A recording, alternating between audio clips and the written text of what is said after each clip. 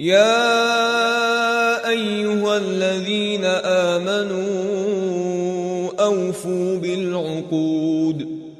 أحلت لكم بهيمة الأنعام إلا ما يتلى عليكم غير محل الصيد وأنتم حرم، إن الله يحكم ما يريد.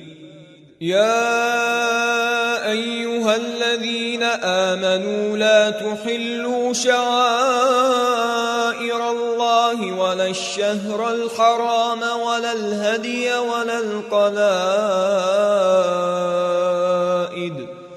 ولا القلائد ولا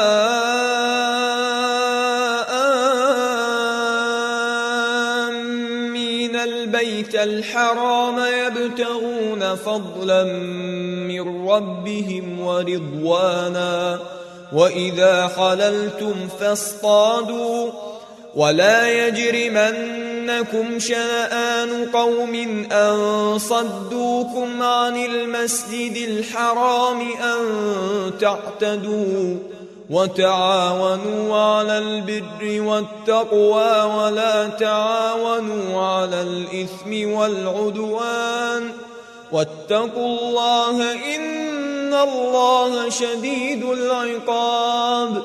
حرمت عليكم الميتة والدم ولحم الخنزير وما أهل لغير الله به، والمنخنقة والموقوذة والمتردية والنطيحة وما